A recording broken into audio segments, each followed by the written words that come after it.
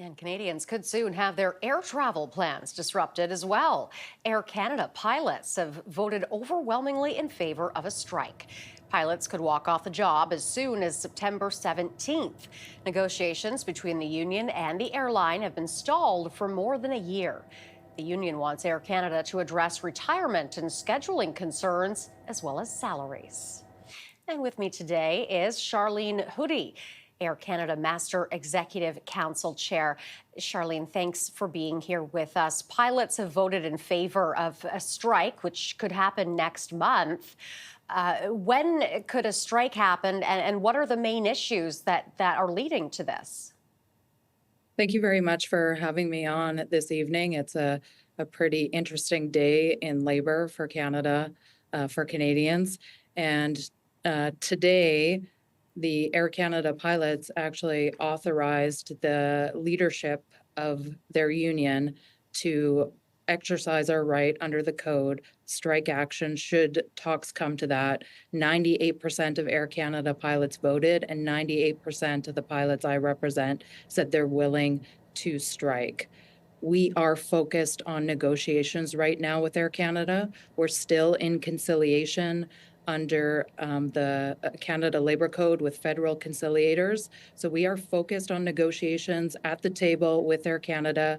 We do have more negotiation sessions coming up this week. We are entering the end of conciliation.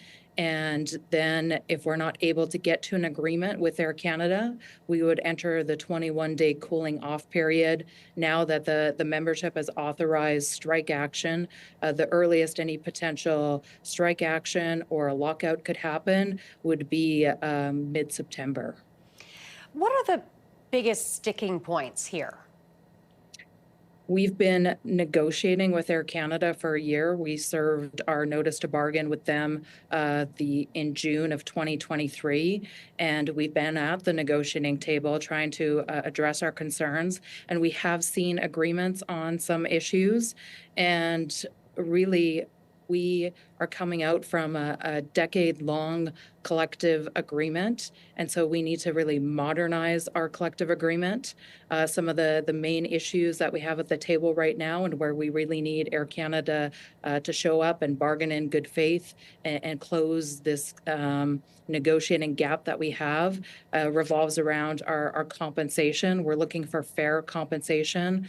I represent a pilot group that is paid at half of what some of our industry counterparts are paid at in most cases. In some cases, especially with pilots who are new to Air Canada, that gap is even larger. So we're looking to have our wage concerns addressed and have that wage gap closed between ourselves and our industry counterparts.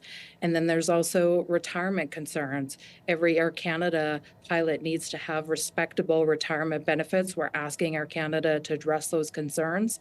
And there's quality of life improvements that we've been negotiating with Air Canada on. We've seen some progress there, but there's still some progress to be made.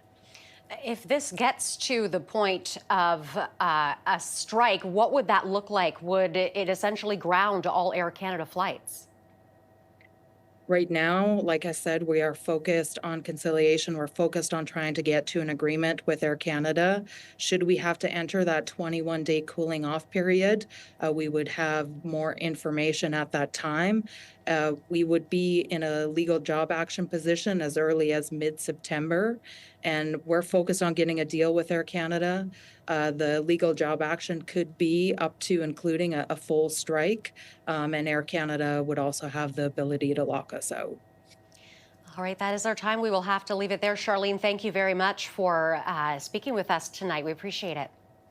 Thanks for having me on. Charlene Hudy, Air Canada Master Executive Council Chair.